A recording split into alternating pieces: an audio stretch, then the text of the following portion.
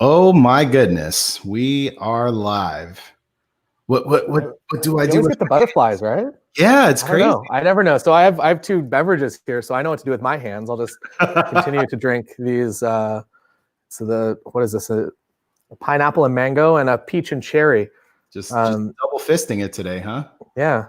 Everyone was so upset about the Mexican Coca-Cola that we had in our portrait video. That's like the main comment is like, stop talking about the Mexican Coca-Cola.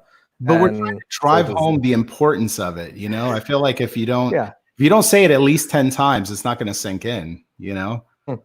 It's. And I am curious how did you gave me an affiliate link for that, right? I think I did, but I don't think we sold any Coke. Believe it or not, we sold no Mexican Coca-Cola. Not even one bottle. Yeah, I think everybody probably just did what I would have done and just went to Costco and just bought it by like the pallet. Yeah. But it's a risky thing. It is. It's a tough one. Plus, I don't know what the prices were compared to to what you would pay in the store. So it was a good try. $45 bottles. Yeah, exactly. Right. But hey, it would have been worth it, man. It's delicious. It's delicious. Yeah. So let's get this thing started. So welcome to everybody who is joining us on the live stream.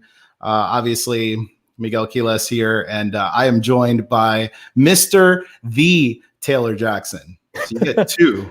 There's lots of me. There's lots of Taylor Jacksons. But no. But there's only one. Mr. The Taylor Jackson. I guess so. So the funny story was when I'm going to say like 7 or 8 years ago, I got a random. It was at the time it was an email from another photographer that lives an hour west of here, also named Taylor Jackson. It's a female Taylor Jackson, and she's like, "Hey, thinking about getting into weddings on your podcast because we have the same name, so it's just like very easy to connect with."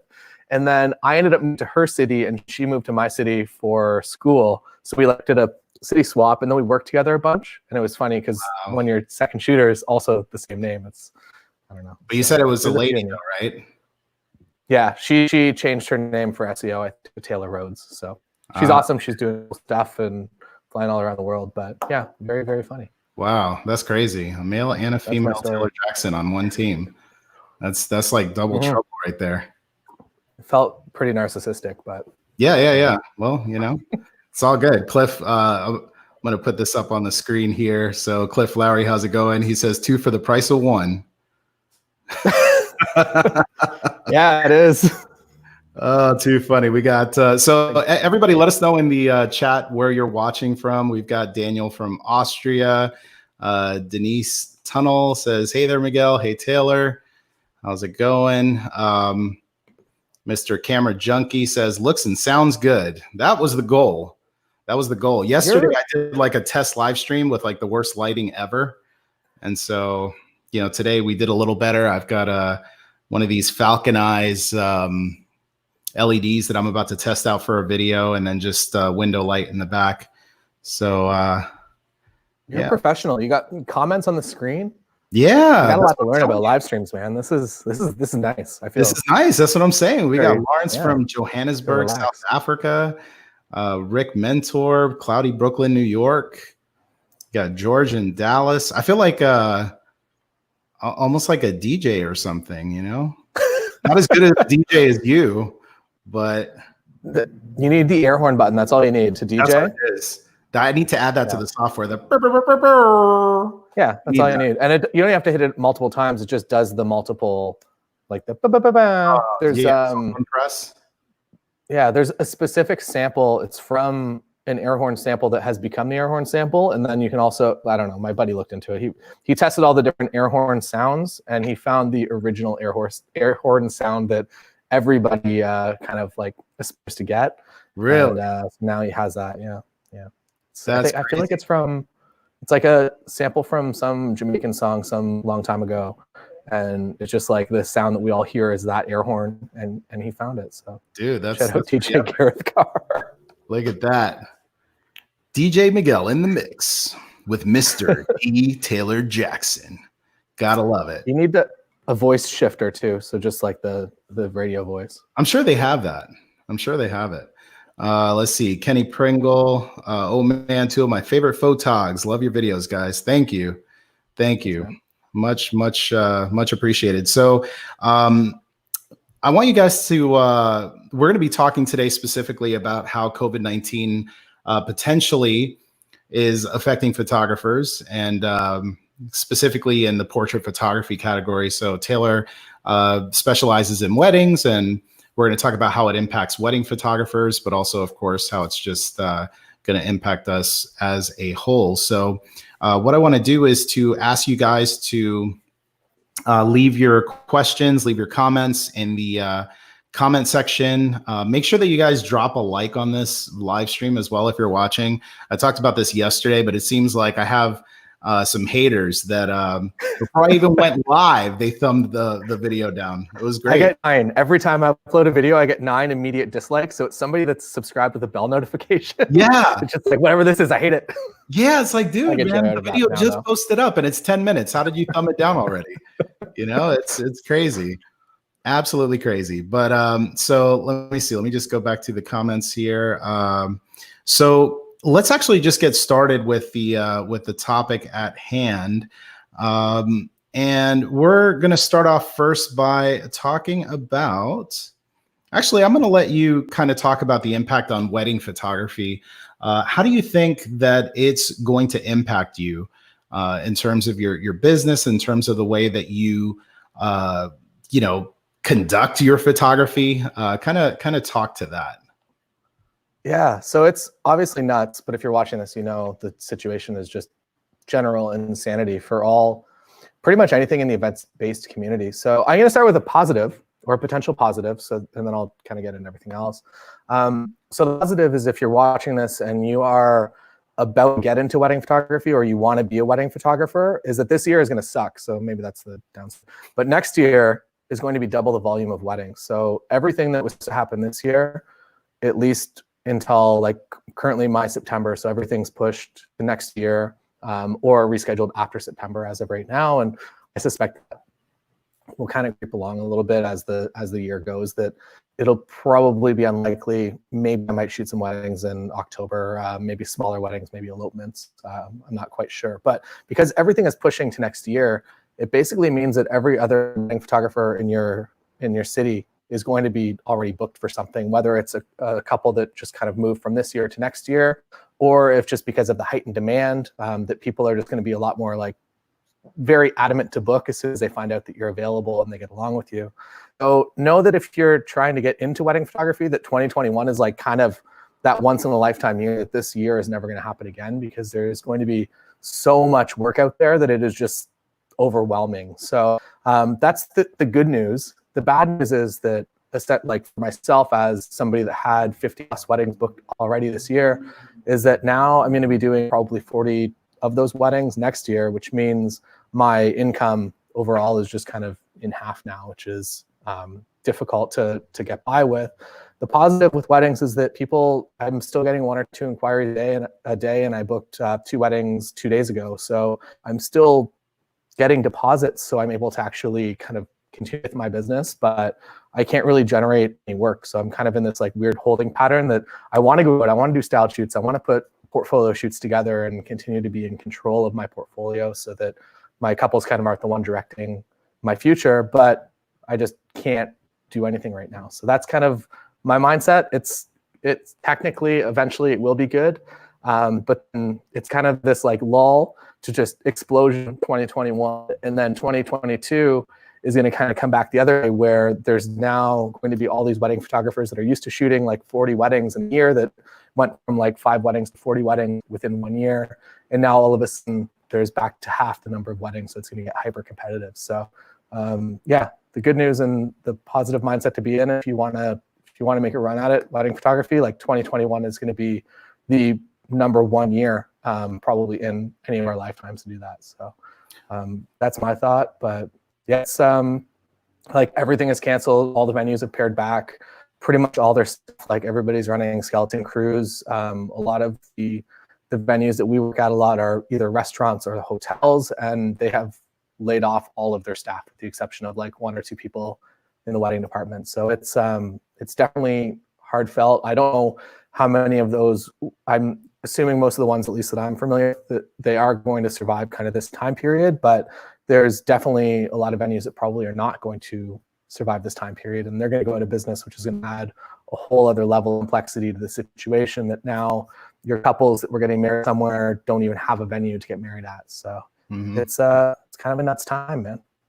Yeah, it's pretty crazy. I mean, what do you think about, and this is something I was thinking about in terms of specifically for wedding photographers, what do you think is going to happen in terms of the competition? You know, I feel like there's a lot of people that maybe are not as fortunate to be as established as a Mr. The Taylor Jackson in the wedding field.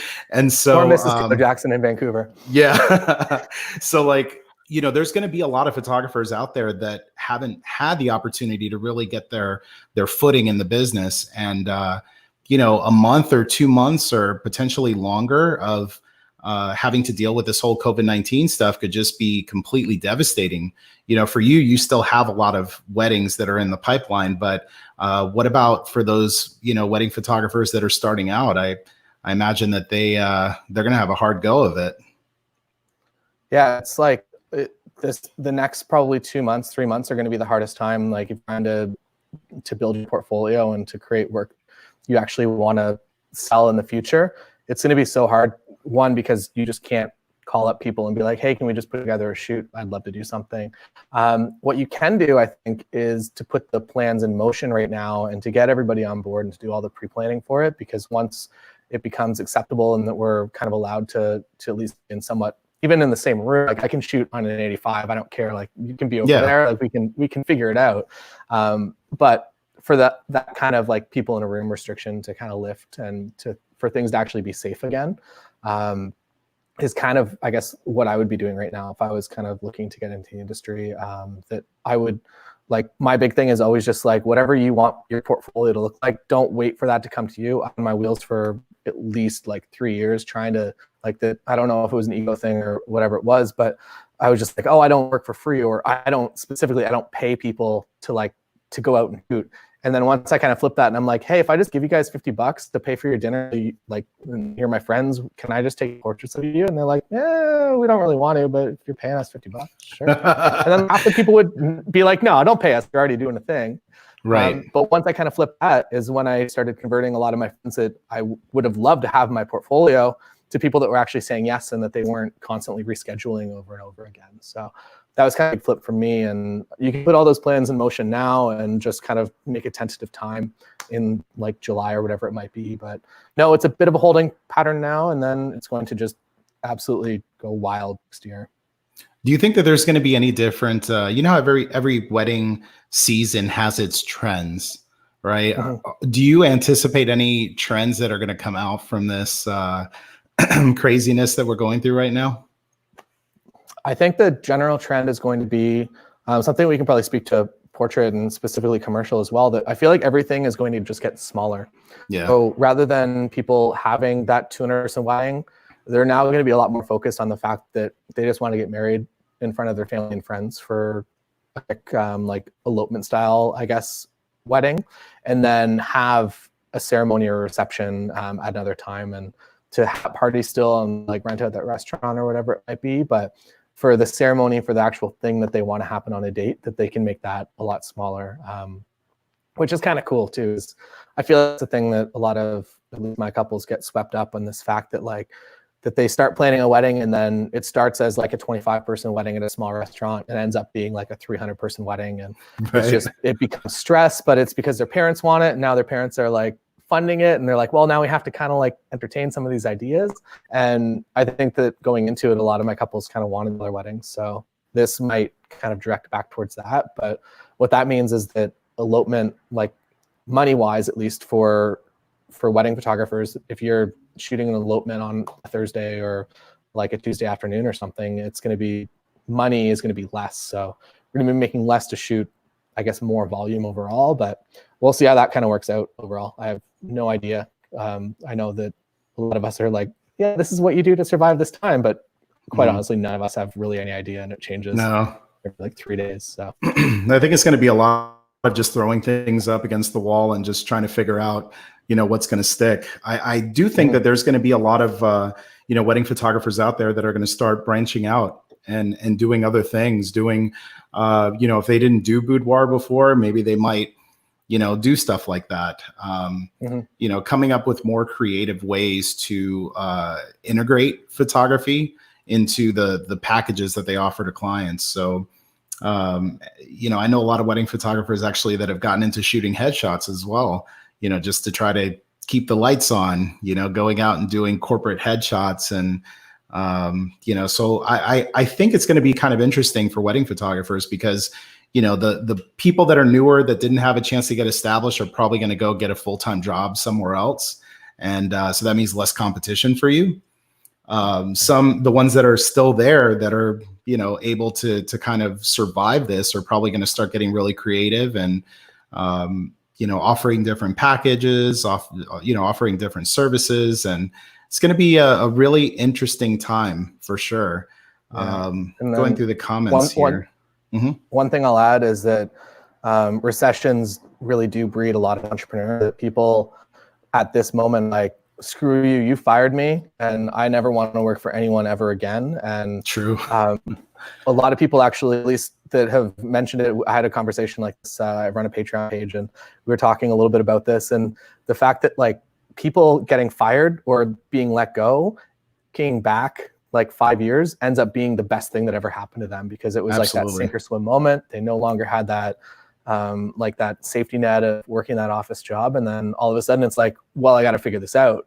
And I would rather take pictures and figure out how to make that work, even if I make less money, because overall life happiness kind of comes up. And maybe you end up working an extra 20 hours a week to make 20% less money. But sure, over time, at least you're investing in a future that you can't fire yourself from, that you'll continue to make money in, even if there is kind of a temporary pause maybe over the next couple of months. Yeah, it's just a matter of surviving. And I do think that, for those people that were, living, I don't want to say paycheck to paycheck because it's not really a paycheck, but, living gig to gig, that they're going to be a little bit more economical, and they'll make better decisions. And I don't think you'll see as much gas out there in the photography world. You won't see so many people just randomly buying a piece of equipment just so that, they could just feed that itch or scratch that itch. So I feel that. That's what I've been feeling. Yeah. I mean, I'm sure everybody's in that same boat. Johnny was saying that, they're going to be handing their phone to the groom's dad. And it's possible. I mean, I don't know. I feel like most people think that because they have a cell phone that they're photographers, and there's some that could probably take some decent photos, but I mean that is definitely the case. Let's see, Mr. Smooth Prod 10, great info preparing for the next move of establishment of services and perfecting your craft. Something I'll comment on the comment before about just handing somebody a camera. One, the way that I kind of always diffuse that is basically that I want everybody that's there to actually be part of the wedding day. Right.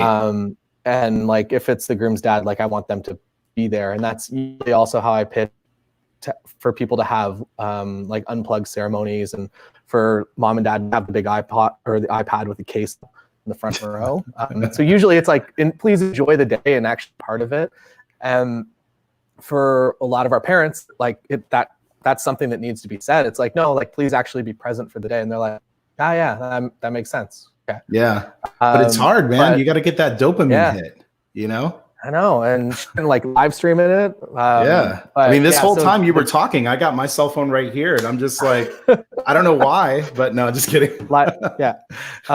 Then as a side note to that, one of the coolest products I've ever seen was from, I forgot what company did it. It was a dude named Naz. He's in Toronto. He shot a lot of Super 8 style video, and what he would do, this is kind of much different from the comment, but he would, for your honeymoon, he would give you a Super 8 camera with rolls of film, and you would go out and you would shoot whatever you want on your honeymoon, and you'd make your Super 8 footage, you'd bring it back to him, you'd give him all the reels of whatever, and he'd cut a film together for you and develop it and do all the hard work for you. Wow. I thought that was one of the coolest products ever, because like how awesome is that to go out and just like shoot all the fun like Super 8 stuff you want with the little trigger. Like it's fun and rewarding.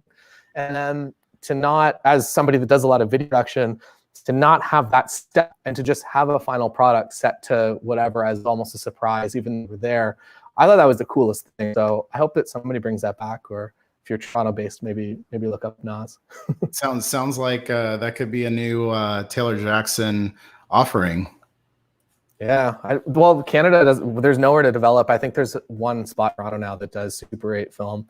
Otherwise, we have to ship to somewhere in the States. So, bummer. Yeah, They need to make like a digital camera that shoots with a Super 8 style of format, like to where you don't have to do anything in post. It just comes out that way. Yeah, I wonder if there's like a revolving sensor. The sensor just kind of moves around like film, and it just keeps writing to it. Yeah, that'd be pretty slick. Maybe if they took like all those old school vloggy cameras, the Sony. I don't know if you had those in Canada back in the day, but they were like the original vlog style cameras that are probably like 20 cents now at like a pawn shop. But that would be pretty cool. Yeah, we use like flip cameras, I think, when I was first started. Yep, that was another one. Sony had their own version that was like competing against flip, and I think eventually it all just died because it. Like I saw one of those recently at a thrift store, and I was like, "Wow, I can't believe this was tech at one point." You know, why is it still $45? Yeah. That's what I'm saying. I'm like, but it's the nostalgia. That's why. You know, they'll get some sucker like me that I'm like, ooh, I want it just for the nostalgia factor. I'm gonna put it up on my wall. Yeah, exactly. So Denise actually is asking a good question, which kind of segues into the next phase of this. What does the actual portrait photo shoot look like after COVID-19? In your opinion, how should we interact with one another on set? This was one that I had been thinking about for a while, because I think it's going to depend on what type of portrait photography you do. I know a lot of people that, and maybe Taylor, you might interact in this way as well, where you call your client the day of the photo shoot, you guys meet up somewhere, you take your pictures and then you just kind of go your separate ways. So in that scenario, you may not have so much of an issue, conducting those types of photo shoots. But, for me, having people come to a studio, there's a lot of interaction with my stuff. Right? Like they're sitting down, they get their hair and makeup done. So the actual portrait shoot is going to have to require you to create some kind of standard operating procedures for yourself, for your hairstylist, your makeup artist. You have to make sure that they're sanitizing their stuff, which for me, I've always I'm kind of a germaphobe by nature. So, the people that I work with, I'm always telling them make sure that your makeup brushes and stuff have been sanitized. Your hair products, the little curling irons, whatever else, all that stuff has to be sanitized. I think there's going to have to be procedures put in place for studio photographers to do better with cleaning. I don't know. My studio for the longest time was pretty chaotic. And I know now moving forward, I'm in Florida now, and I'm going to have to get a new studio space. So part of that space, I'm kind of looking at it like, how easy is it going to be to disinfect this place? And so I know for me, that's some of the things that I'll be looking at and changing. Taylor, what about you? Yeah, kind of as you mentioned, I shoot pretty much everything on location. So not a whole lot changes in that aspect of things, or will change once kind of the 2 months of waiting or whatever it might end up being kind of go forward. But I would say that I shoot everything on an 85 because I'm quiet and shy, and I don't want to be that close to people anyways. So I feel like that almost kind of lends into making this transition a little bit easier. But I would suspect that most of my shoots will end up being pretty similar. That quite honestly, there's always, I would say, 6 meters of distance. If I'm at an 85 and I'm photographing a couple, they're going to be pretty far out over there. So with the exception of walking around, I feel like that it's kind of the same. What I think will be a little bit of, I guess, a getting ready or a getting used to situation is kind of PTSD of the fact that we're now Pac-Man avoiding people everywhere that we go. And to learn almost again to be near strangers, because as of right now, we're just fearful of everyone, and whenever they come into our personal space, we're hyper aware of that now. So I feel like that's going to be a bit of a mental shift to get out of, for us to just not be like fearful of everyone and to get through that bubble. But as an introverted person, I'm kind of used to that. So it kind of, it works okay. But yeah, so mine, I don't think for the most part will change too much for things specifically in big events. I don't really know. Like I haven't been in a space with a lot of people yet to see actually how my mind reacts to it. And it could be interesting as far as everything goes. I know my buddy helps run a lot like the bigger concerts and stadium shows, and basically like his industry is kind of pushed until like October 2021 right now. So concerts as well. Like imagine now, like put yourself in the mindset of like, oh, I'd love to go see that band. Like, and I'm gonna be in the mosh pit. Like, like nobody's gonna do that for a long time. And to get our minds back into a space that's okay. I don't know if that will ever come back, or maybe if Slipknot's going to be doing like a seated theater tour in the future. But it'll be interesting to see how that and the entire industry kind of changes to suit people are actually comfortable with. And I feel like photography wise, like, if you're at a distance, and I feel like maybe in our marketing, we should maybe in emotional videos start including things of us shooting distance. So if you're shooting on that 85, even if you're in the studio, show that you're not just like right up in everybody's face, so to add some level of comfort again, I guess. So that might be kind of a marketing takeaway, I guess. But, dang, how crazy is that our marketing is going to have that, like, you know what I mean? Like the fact that like, plexi wall. It's like, in case you were wondering, you know, not only am I going to take great photos of you, but I'm going to do them at a distance. Yeah. It's crazy. That's pretty nuts. Maybe there's a market for transparent plexi, like really high quality. So yeah. Be in a completely different room from everyone else and still photographing. And you got plexi with a hole in it where you could just put your lens through. I'm not even going to say what that would be called. Someone's on it. Yeah. You know, the other thing I was thinking about too, that, you know, I don't know about you, maybe it's different for you in Canada, but cameras are pretty dirty. You know, and I think a lot of photographers are like, well, you know, I don't really clean my cameras because I'm the only one that's touching it.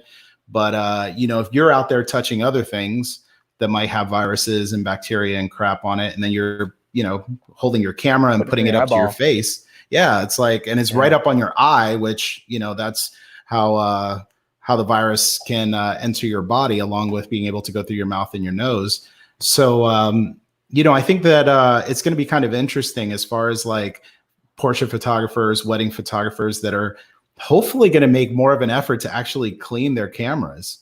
You know, I think there's going to be a pretty good business out of that for maybe for local, you know, camera stores or whoever to actually offer, on top of just having like camera cleanings, but maybe offering that as part of the service as well.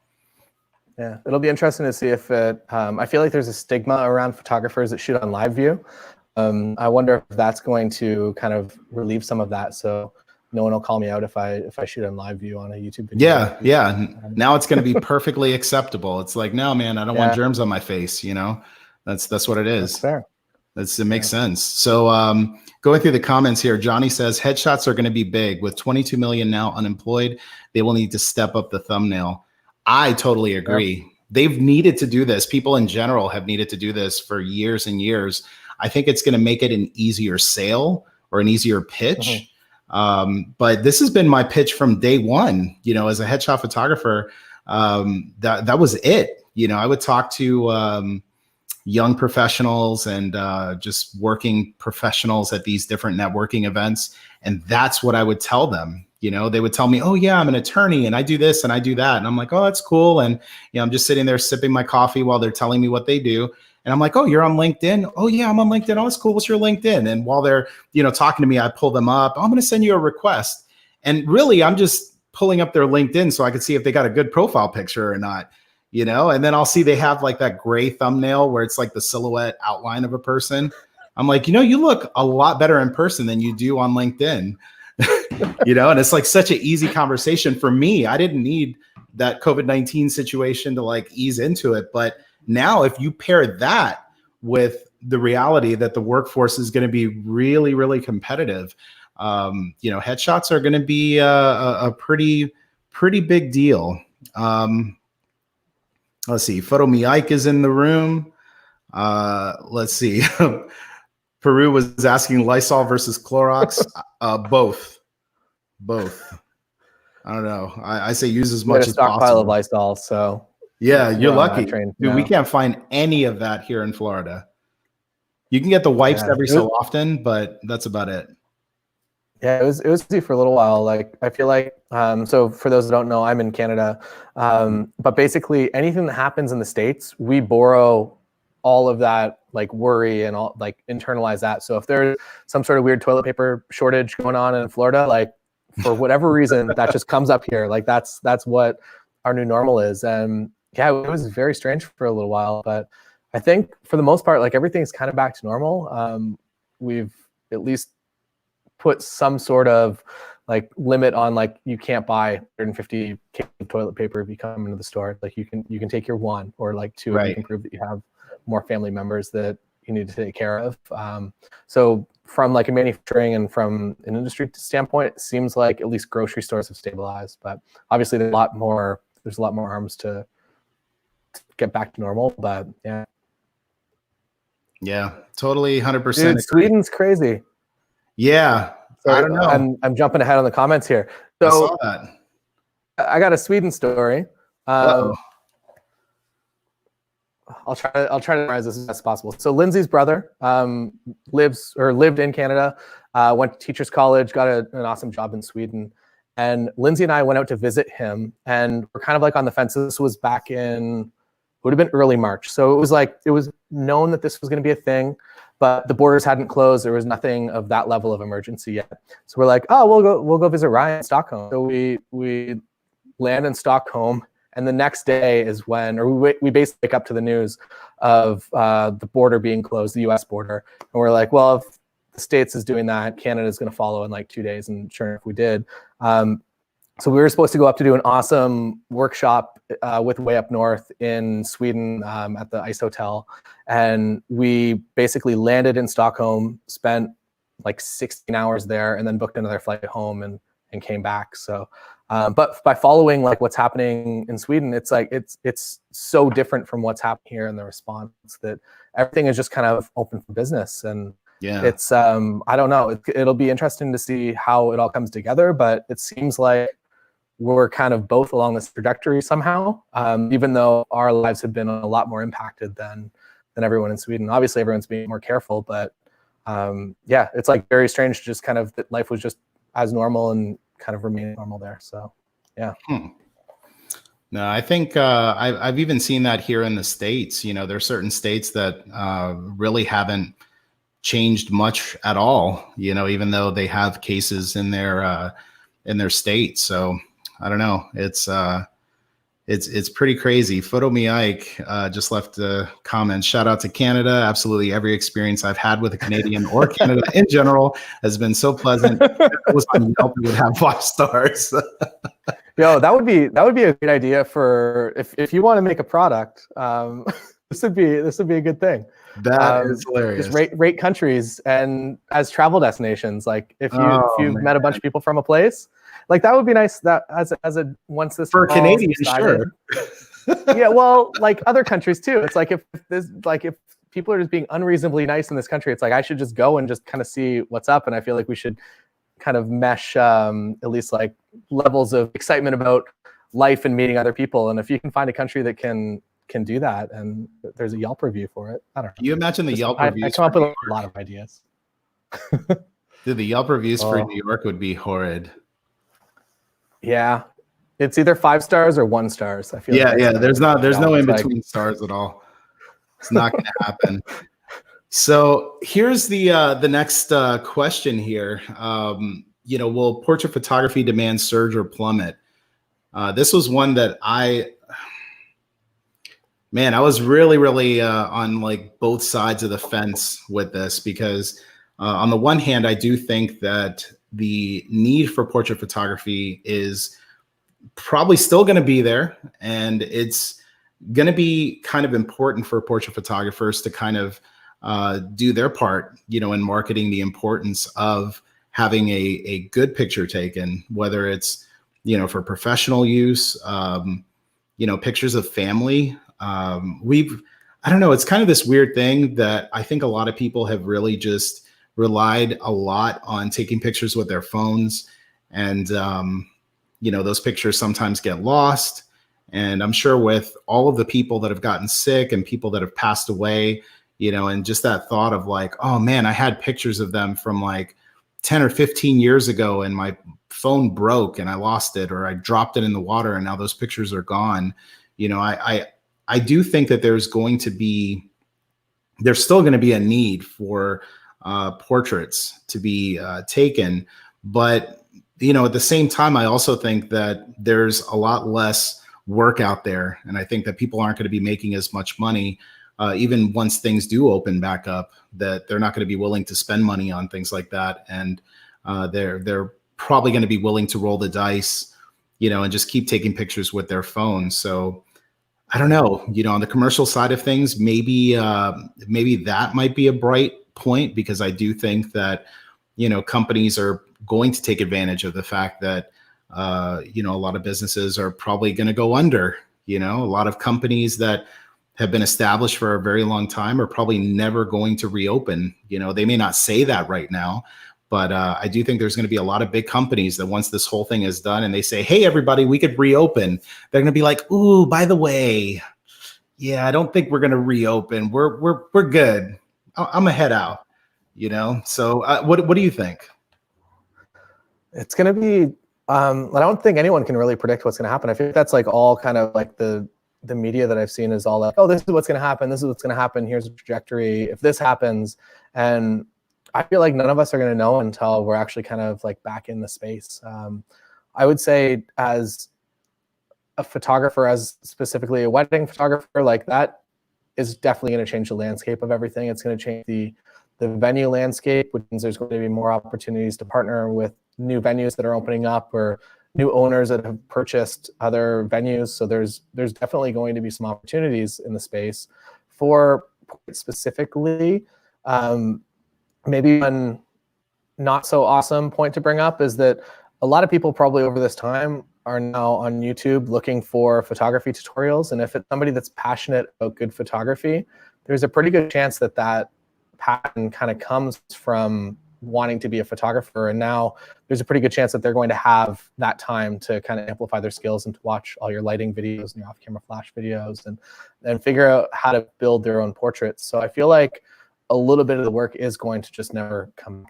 That's now going to be something that's in the hands of somebody else, and they've learned the skills and they can light it. And above all else, I feel like it's going to feel safer that if they don't have to bring anybody else into their space right now, and they can just do everything themselves, and they can like interval timer and take like 150 photos and try to pose, and they can get it, or they can build that one only portrait out of like 10 other frames with their dog and cat and all their kids. I don't know, like I feel like some of the work is going to disappear potentially forever. But that said, I think new and more interesting, or maybe not more interesting, but newer opportunities will start to emerge. And it's kind of just seeing when those come up and how to take advantage of them and how to actually be there and to help, I guess, whatever needs to be done to like get in there at the ground level and to kind of continue with that. And maybe you'll have a completely different business that you never would have imagined like 6 months from now, but it's a possibility. It's a big shift in time. Yeah, I feel like every time there's any type of big, catastrophic event that happens, that tends to be the case for most people. Like for example, back in 2008, when all the economic collapse stuff happened, at that point in time, I used to run a online business. I used to have a digital storefront where I used to sell camera equipment, electronics, things of that nature. And so there was a consumer side that was, on the web, that if you wanted to buy, a video camera, lens, whatever, you would buy through the website. And then for me on the back end, I had a B2B side where I would actually deal with local companies here in Orlando, and I would supply them with all of their software and hardware needs, voice over IP, things of that nature. And man, it was awesome.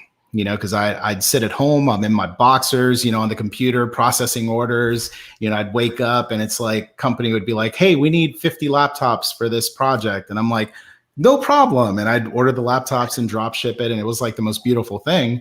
2008 rolls around and they're like, oh, hey, so we don't have a budget for anything ever again. So like budgets aren't a thing anymore. We're just going to make do with what we got. And so, you know, one by one, they just started to drop off. And eventually it got to the point to where, you know, the online business was trickling in as well. And I was like, oh crap, what am I going to do? And so I went from, you know, being this online, you know, entrepreneur to now having to go and get a day job, you know? And so it was crazy, but the skills that I learned at that day job prepared me for the next phase that came after that, which was being a professional photographer. So life has a really interesting way of just, you know, kind of shaking you into things that you may not have expected you would do. Yeah. No, it's about my story, I guess, was, I guess, I always kind of planned to get anything, so I feel like that plan's kind of stayed the same. Mm-hmm. But it came from a place that I was a concert and music photographer. And as a concert and music photographer, even at that time, I feel like even now for at least 99% of everyone in that space, you're kind of working for your t-shirts and to get to stand close to like rock stars. Yeah. I kind of realized that pretty quickly. And I was like, I love doing this. It's a lot of fun to make my friends look awesome. But also, I eventually, if I want to continue down this photography path, I have to find something that actually makes money. And my, I guess, connection moment was when those people kind of got an age that they were actually getting married and engaged. And it's like, oh, cool. So I can just shoot the same guys that I shoot like out at concerts in weddings. And they were looking for a wedding photographer that's not a wedding photographer. They were like, they knew me, and it's like, can you just come shoot our wedding? Kind of like you'd shoot a concert or band promos and just make us kind of be normal and not make us do all the stupid poses. So that was kind of my progression into it. But again, like I never, when I was like 16, 17, I wasn't like, I'm going to be a wedding photographer. That's my dream in life. But Yeah. the way it came together, like, and once I started doing it, it's awesome because you're taking pictures at like your friends' events that they've spent money to make look amazing, and everybody's having a great time, and you get to document things that are actually like meaningful to people, as you spoke to a few minutes ago about like losing all those pictures of people who have passed away or whatever on your phone. That I feel like that strangely is one of like the most important reasons to hire a good wedding photographer, to have those like great images and those great candids and family photos of the people that you actually care about, that you will want those photos to remember them by. I feel like when you hire a professional, there's a different archival process that people go through, as well as we have backups of everything as well. But when you are like hiring somebody, you're like, oh, these photos have value. They're not just from my phone. So I'm going to back them up a couple of times, and I'm going to actually put them on a USB stick, and we're going to put them in the safe or whatever it might be. So yeah. Put it in a bunker, you know? Yeah. Dig it, put it in the earth. Like, I don't know if you guys have this in Canada. That's like the running joke, by the way. I always tell Taylor, like, do you guys have that in Canada? But like, you know, growing up, I remember we used to do these little, I forgot what they call them now, but they get these boxes and they put all these things that are like, you know, 2020 things. Yeah, time capsule. There you go. I feel like that's we do those in Canada. You do those? Okay. Do they call them time capsules, or do they have like a different way of saying it there? They're called time capsules officially, but I feel like there was like another more elegant way to say it, because I guess somebody at some point was like, "Oh, time capsule sounds too," I don't know what. I don't know. Johnny says they're called Vault 7. Vault 7. Oh man, Time Hopper, or Time Stopper rather, says, I think already more people trying to get into photography to make a living than actually the industry needs. I think that's 100% the case, but I do think that there's a big percentage of people that maybe came into it within the last, 4, 5 to 6 months that they're going to be like, whoa, I don't want to do this. Like, I can't make any money doing this. It's hard enough for the people that have been doing it for a very long time to survive. I can't imagine for those people that are just now starting out that want to get into it, how they're going to make do. Yeah, I did a pilot of a show that I only ended up doing a couple episodes of it. It was called Oversaturated. It basically explored, like, the first episode was essentially about oversaturated industries, and the fact that photography, I do feel like it is an oversaturated industry, but the positive is the fact that, like, that there is demand for that. So in the wedding space specifically, there is way more photographers than demand needs, but there is also a demand at the end of the day for wedding photographers. So I guess, like, it's kind of proof of the market that if there's, if it's oversaturated, it's potentially oversaturated, hopefully for a good reason, and to show that there is work in space if you can figure out kind of what your slot in that is. So Totally. Oversaturated is a good thing. Yeah. Yeah. I mean, it's kind of a funny thing. Like, the oversaturation in the industry doesn't bother me at all. Like, I've never really thought about it or looked at it like it was a negative thing, that there's a bunch of portrait photographers, or when I was shooting weddings, that there's a bunch of wedding photographers in my area, because, the X factor is always going to be the individual. And so for me, there's only one Miguel, there's only one Taylor. And so I think if you figure out ways, yeah, well, apparently there's two, but there's only one male Taylor Jackson, we'll just say. But I feel like, I don't know. I feel like that's not as bad of a thing, that there's a lot of oversaturation, so long as you're able to have and develop a voice, whether it be artistically, as far as your marketing is concerned. And that's why I think, I've been telling people, as long as I've been able to say it, that every photographer should be on YouTube.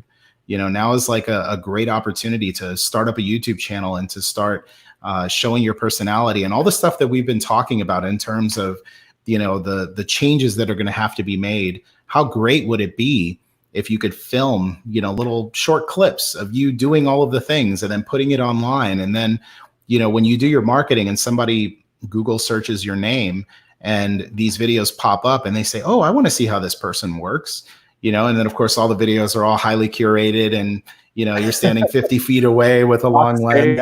Yeah, oh, I shoot like this all the time, Yeah, the so, 200 f2 is my new go-to lens, actually. Yeah. Yeah. It's gonna be a thing. So let me see. Johnny was saying combining video with photo is a great win for weddings. Do you shoot video as well? Yeah, I do both.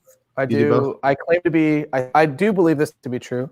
I was the first person to start doing hybrid coverage as a solo person. So prior to what I was doing, so I do usually like a 3 to 5 minute highlight video, as well as full photography coverage, even if I'm just by myself at a wedding and they hire that. Prior to that was the thing, I think it was called like Fusion something. I don't know if you saw that, where it's like, here's a video clip and now into like a photo slideshow. And I always thought that was super dumb. It's just like, be one or the other. Don't try to do both. Strange. So once I'm gonna say, I forget what camera it was. Some camera came out, and I was on Nikon, so I wasn't the Canon stream that was definitely leading the video thing at that time. And I started to be like, okay, I can kind of shoot both technically.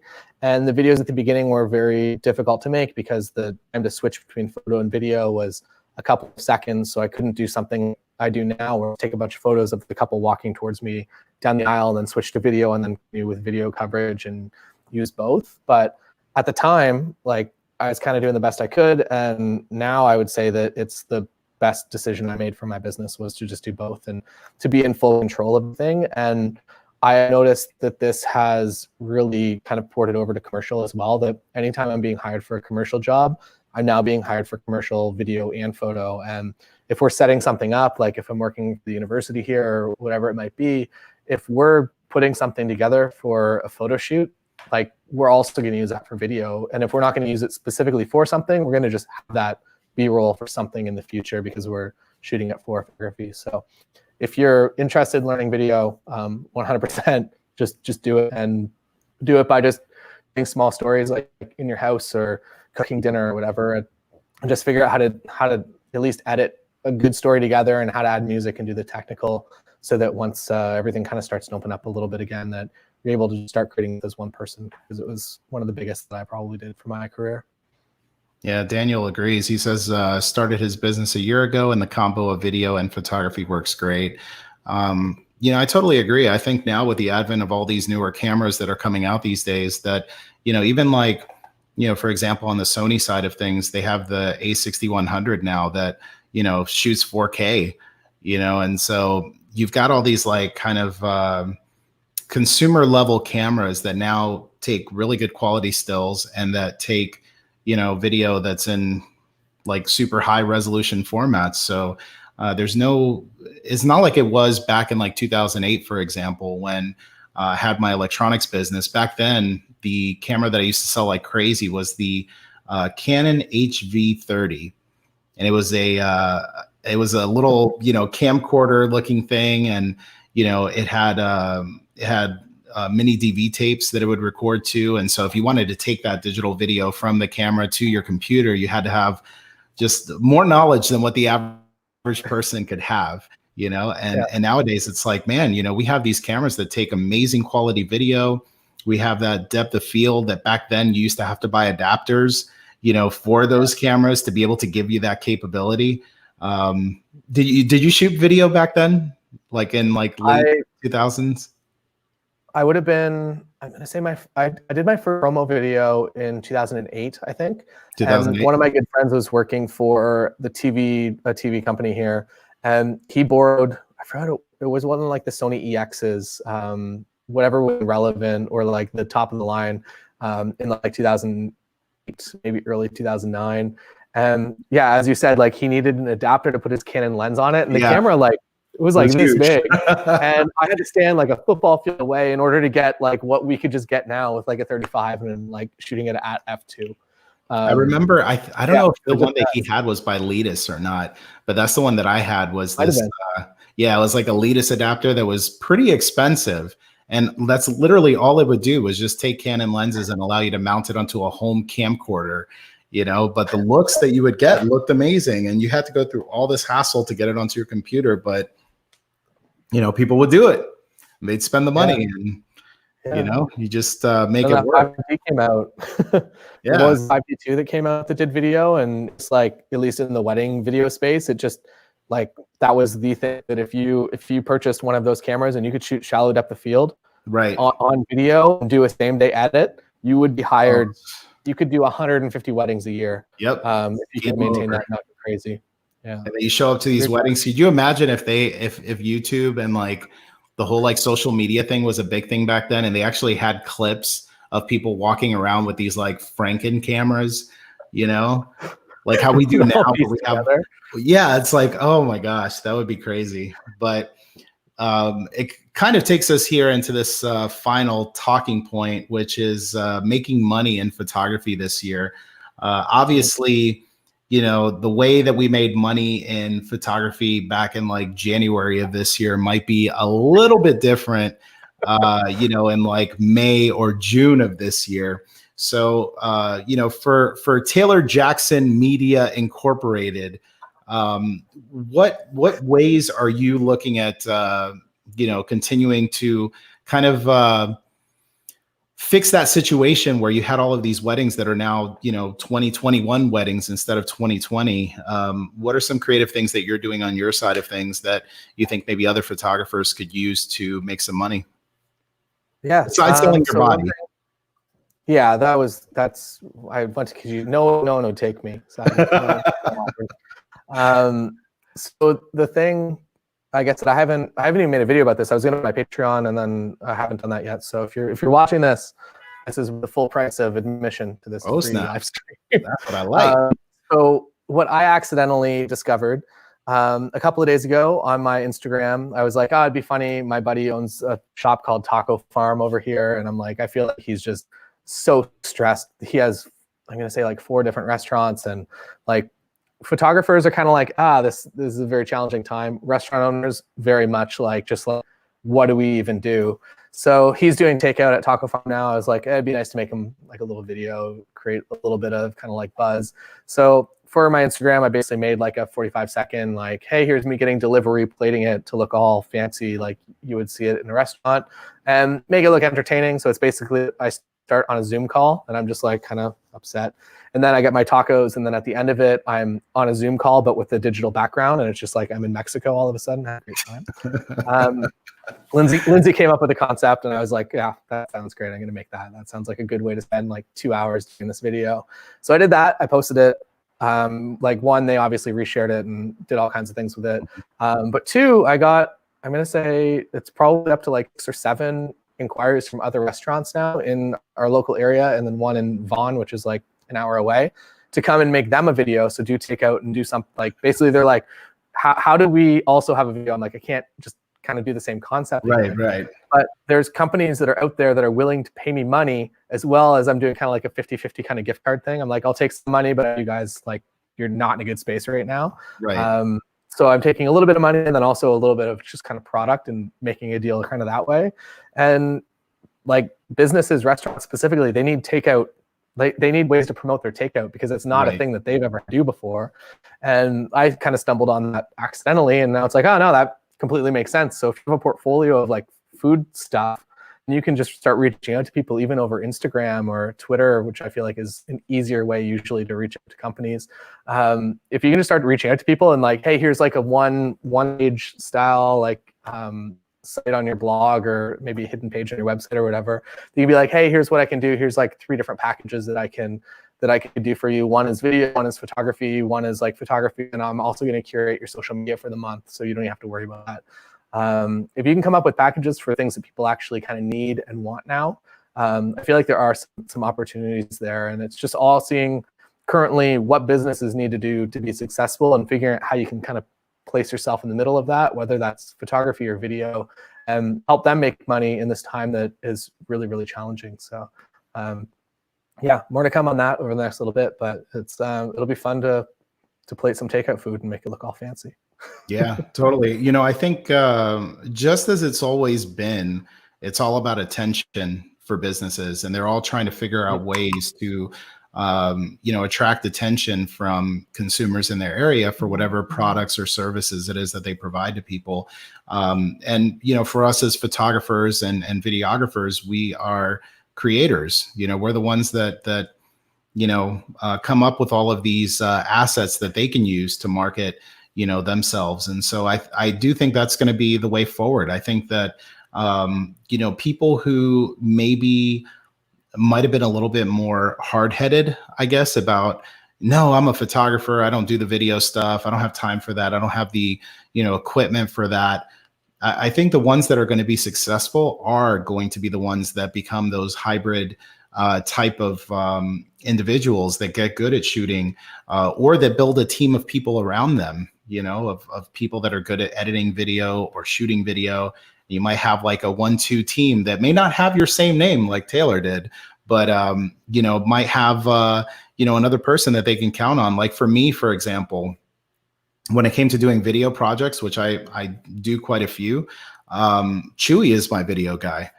So when I get these business opportunities for shooting video, it's like, okay, well, I'm going to come in there and I'm going to do the stills, and I'm going to do A, B, C, and D, and I'm going to bring Chewy in, and Chewy's going to be your guy when it comes to video.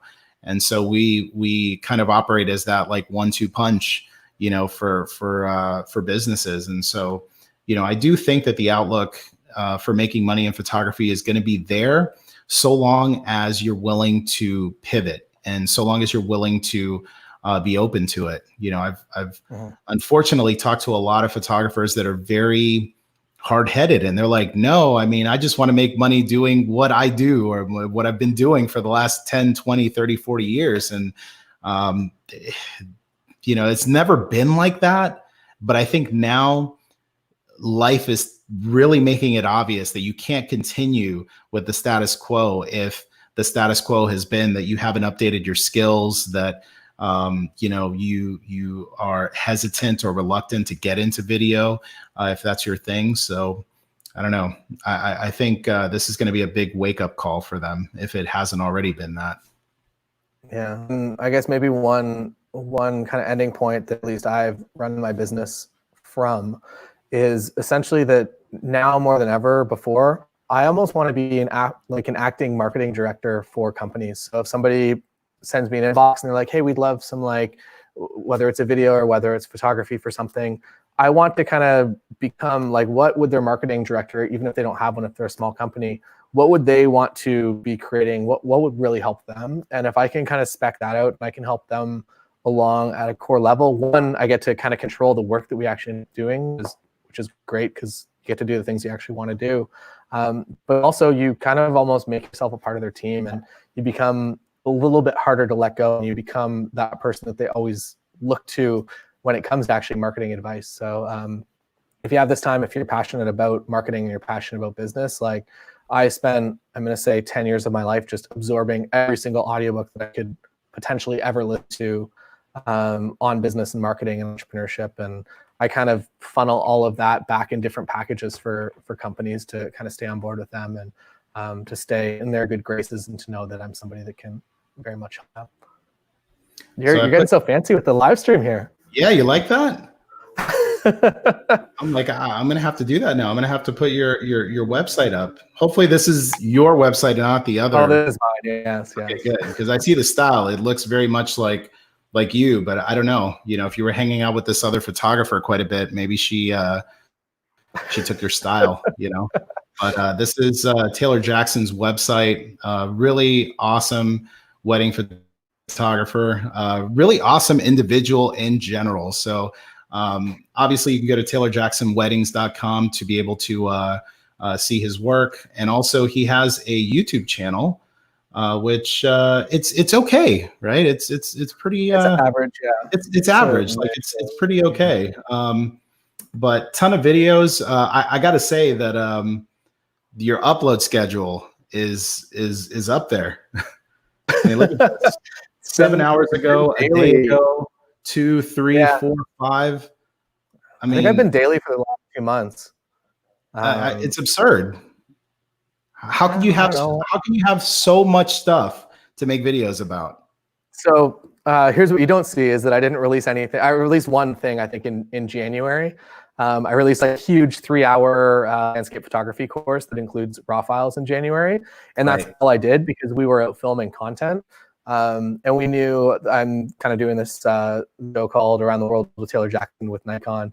And we knew that we were kind of putting together a package that was going to be 3 videos a week for 10 weeks. So we're on like week 5 of that. So that's why I've been able to continue daily. It's because I had 3 videos kind of already did, and the content schedule was made in September, which is a bit to be releasing a travel show in this time, being like, yeah, travel is the greatest. You'll learn so much. And like a super long time ago now. I mean, the good news is that travel is really cheap right now. Yeah, it's going to be it's like my kind of takeaway, and I feel like this entire situation has really made me find what is actually kind of important to me. And when it comes to what's important to travel, I have realized now that I do not want to go anywhere else other than Japan and specifically Tokyo. That I have no desire as of right now to go to any other city in the world, but I'm just kind of like, I just really want to go back to Japan. And I've been there, I'm going to say for the past 15 years, I've been there every single year, at least once or twice. And it is like the place that I just want to go back to. So maybe once this all kind of goes back to normal, if you're watching, maybe book that Tokyo trip that you want, because it will impress you as a city. And also it'll be very expensive. Dude, it's on my bucket list of places to go. And Masumi said that she would show us around. So we might have to do a reunion. January, I think. Yeah, dude, we need to do that. We need to just get together, go to Japan, and just film like every amazing thing that we could possibly film. It'll just turn into a food that I'll just be dragging you from restaurant to restaurant, and we'll get no photography done. So I'm kind of boring when it comes to food, and I hear there's like a lot of seafood in Japan, so I might lose some weight. Oh, you are? Yeah. Okay. Yeah. So I can't do seafood, and I can't do barley either. So I can't drink beer, which is like the 2 main staples of Japan. It's like that's beer rough. and seafood. But so I will show you the other versions of things, and the ramen that does not include seafood. Dude, that's it. We're gonna have to make it happen. So I think we covered your website and YouTube channel. Anything else? Any other? What about your Patreon? You have a Patreon as well, right? Yeah. Pretty much every week. So I released a ton of content at the beginning of this month. So usually kind of the weekly schedule is every Monday I'll put up a video, and then every Wednesday we do a podcast, and it's all specifically to wedding photographers, so wedding photography marketing. So if you're interested in that, it might be the time to sign up. And if you do sign up, you get back access to all of the content that's ever existed there, which is, I have to add it up, but I think it's at least 500 hours worth of stuff. And in money terms, I think it's like at least $2,000 or $3,000 of stuff. And you can join the full member, which is the $30 a month, because it was up to $40 a month. But because of the times, we're going to leave it at 30, at least until probably September, October. Totally. Holy cow. 1,500, almost 1,600 patrons. There's a lot of peeps. Yeah, that's crazy. That's crazy, man. That's good. So for all those people that, are thinking about potentially going on your Patreon, there's a whole ton of content. There's a bunch on your YouTube, and there's a whole avalanche of stuff on your Patreon. This is insane. Thanks, man. It's crazy. It's so I want to say stuff. I want to say thank you for joining me on this live stream. Hopefully you guys all in the comments, the people that are watching this, hopefully you guys enjoyed it. If you did, please leave the video a thumbs up, because as I mentioned in the very beginning, I've got a core group of trolls that basically love thumbing down videos as soon as they post up. So we gotta equalize, this situation. So if you're still watching this, drop a thumbs up. Obviously, this was a live stream, and it is going to be on my YouTube channel afterwards. So if you're watching this after the fact, thank you for joining. I'm going to be coming back again next week, and perhaps we'll do maybe we'll do like a 3-way live stream, because Manny says he was down to come on. So maybe we can, I'll have you and Manny both at the same time on the live stream. Well, we can compare beverages. This is the pineapple and mango. It's not so good. He's going to have a 40. I thought that it was Edward 40 hands. Yeah, he's just going to have a 40 on there. That's it. And I'm going to have my Mexican Coke, of course. Live stream. This is the only way. So thanks, everybody, for joining. Thanks, Taylor, for taking some time out to talk about this very important topic. And we'll catch you guys a little bit later. Take care. Thanks for having me.